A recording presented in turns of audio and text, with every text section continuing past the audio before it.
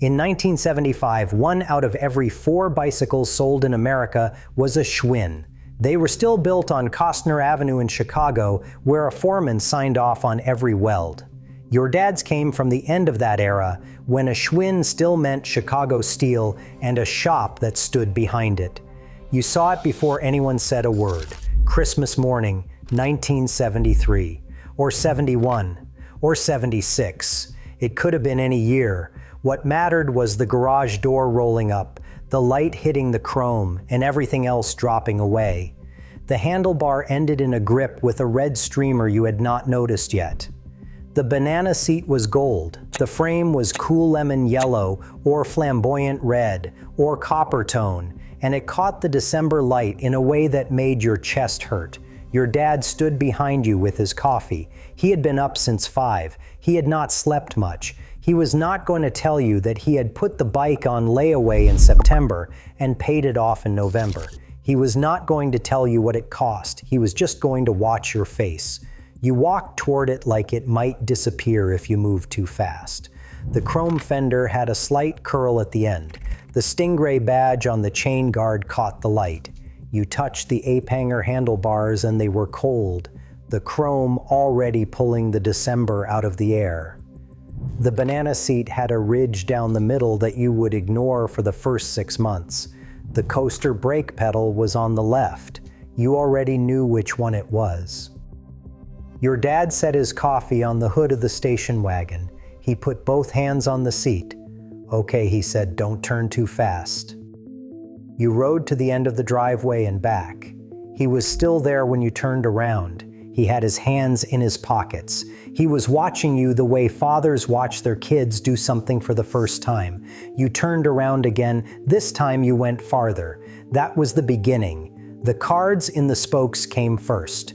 You clipped a baseball card to the fork with a clothespin, close enough to hit the spokes when they turned. Your mother asked which card you used.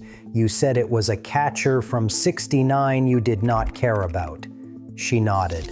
The card made a clacking sound that felt like a motorcycle every time you left the driveway. Come June, those handlebars got so hot you steered with your forearms. You had seen older kids do it and practiced until you could coast down Maple or Jefferson or whatever your street was called without touching the bars at all. The banana seat pulled at your shorts in the heat. You did not care. You were going somewhere. First the block, then the next block, then the creek. Every kid knew the creek because it was the first place that existed outside your parents' line of sight. You got there by cutting through the Pattersons' backyard and following the drainage ditch, and when you arrived, someone was always already there. A Schwinn, a Huffy, a Murray, which meant the kid's parents had bought it at Kmart, and he would never live it down. The Schwinn Dealer in your town sat on the main commercial strip, wedged between a hardware store and a pharmacy. The owner had a last name nobody got right. He kept his shop cold in summer.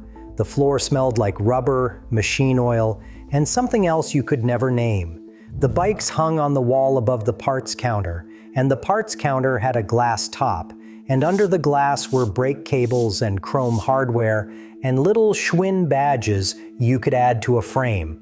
One afternoon you went in alone, no money, no plan, just to look.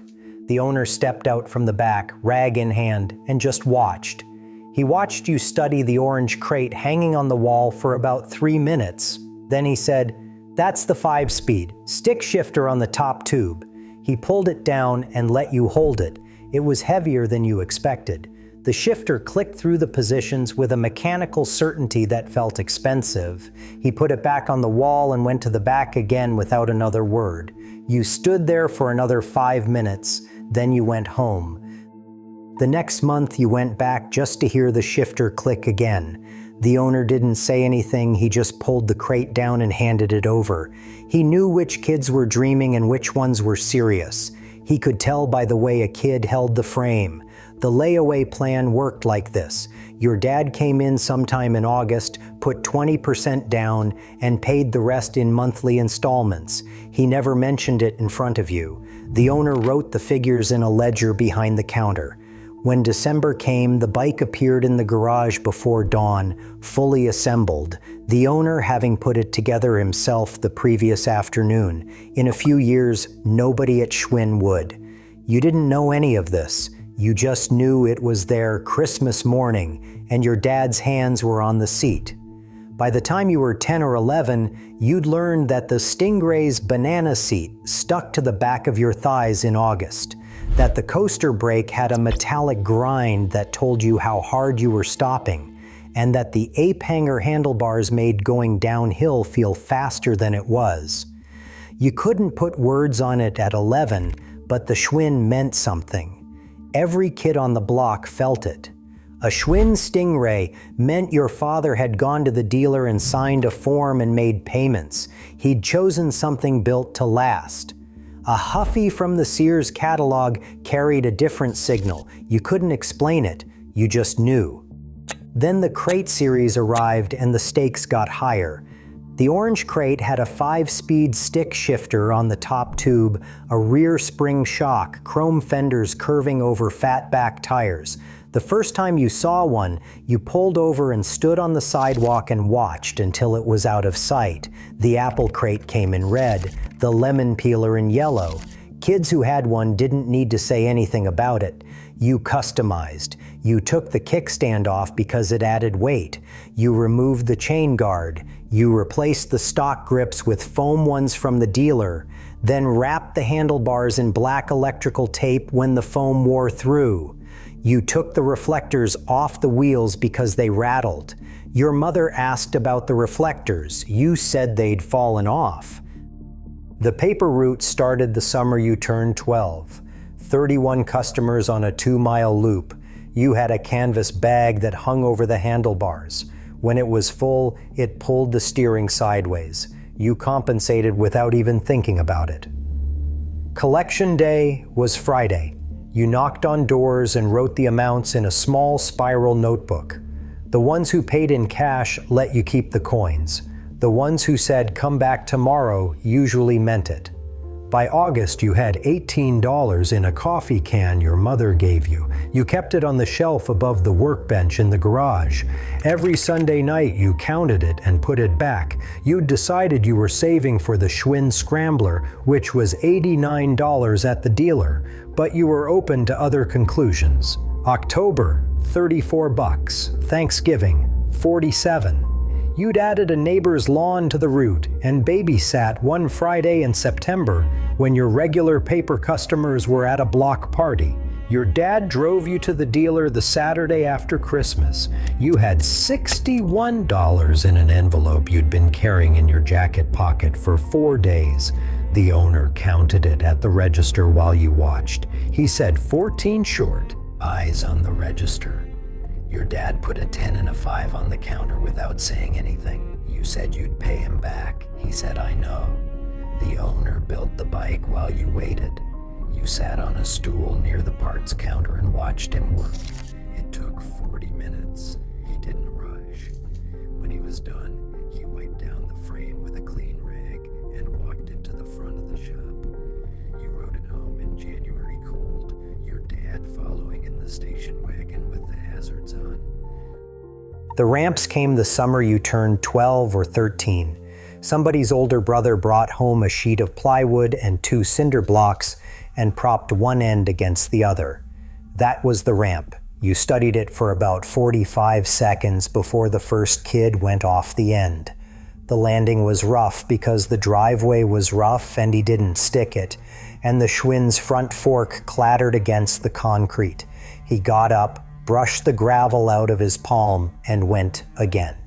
By the end of the afternoon, everybody had tried it. The ramp got higher. Someone stacked a second set of cinder blocks. You hit the edge of the plywood and felt the bike go light underneath you for half a second and landed so hard the vibration went up through your hands and into your teeth. The chrome fender bent. You straightened it with your heel against the curb. Nobody wore a helmet, ever. There was dirt, and the dirt stopped the bleeding well enough. The ramps were good. The hour before dark was better. The air cooled fast when the sun dropped behind the houses. The whole block smelled like cut grass and somebody's dinner and the particular warmth that comes off pavement after a long day. You'd leave right after supper and cover the territory you'd covered 100 times, but it felt different at dusk. The chain clicked through the gears. That generator light on the front fork barely worked, but you needed it. The tires on gravel made a sound you'd know anywhere, a dry crunch that doesn't sound like anything else in the world. The fireflies were out by 8 o'clock. You didn't chase them, you rode through them. The other kids were shapes on bikes at the end of the block, calling something you couldn't hear, and you turned toward the sound. Your mother stood on the porch when the streetlights came on. That was the signal. You could see her from 2 blocks away. You finished the loop before you came in. By 1977 or 78, the BMX shift reached your block. Tommy Driscoll got a chrome mongoose for his birthday in September. He rode it to the end of the block and back, standing on the pedals the whole way. The frame was lighter than anything on the street. The wheels were smaller. He cleared the ramp without the front fork shuddering. 3 kids asked to ride it before he got to his driveway. By October, 2 more mongooses had appeared on the block. Then a red line. These bikes had no banana seat, and the frame geometry was different, built to take impact, built for dirt. The kid who had a mongoose in '78 was no longer the same category as the kid with the Stingray. The Stingray had become a kid's bike overnight. You felt it right in the chest. The factory that built yours was already packing up. By 1980 or 81, you'd moved on to the 10-speed, the Schwinn Continental, the Varsity. You saved again, came back to the dealer with an envelope of bills, and the owner counted them at the register while you watched. The 10-speed had drop handlebars, derailleur gears, toe clips that wore through the toes of your sneakers. You rode farther than you ever had. 15 miles out, 20. Following the county road until the subdivisions ended and the fields started. The chain clicked through the gears and the tires were thinner than anything you'd ridden before, and the wind past your ears was louder. The Stingray was still in the garage. You were 15, maybe 16. The Stingray had been in the garage for 2 years without moving. Your friend had a car, an older brother's Pontiac that smelled like cigarettes and had a tape deck. The world was about that car now, the same way it had been about the bicycle 6 years before. The bike was what got left behind. One afternoon, you rolled the Stingray out of the garage. The tires were soft. The chrome had oxidized on the back fender where it caught the weather. The banana seat had a crack in the vinyl that hadn't been there before. You pumped the tires in the driveway and climbed on. The coaster brake still worked. The handlebars were still there. The bike was the same bike. You rode down the block the way you'd ridden it 1,000 times, past the Pattersons and toward the creek. The world looked different from the seat. Or you looked different. The creek was smaller than you remembered. The distance between your driveway and the railroad tracks was nothing. You sat on the bank for a few minutes and watched the water and then rode back. You put the bike in the garage and didn't take it out again. Some years later it rusted. Or your younger brother got it and you never saw it again. Or your parents put it in the alley when they moved and someone took it before the truck came. You didn't know where it went, you just knew it was gone. But you remembered the color, the cool lemon yellow or the flamboyant red or the copper tone. You remembered the ape hanger handlebars and the chrome fender and the baseball card in the clothespin. You remembered your dad's hands on the seat and the driveway in December and the feeling when he let go that the world was wider than it had been 60 seconds earlier. The bike in your garage stayed where it was while all of this changed around it.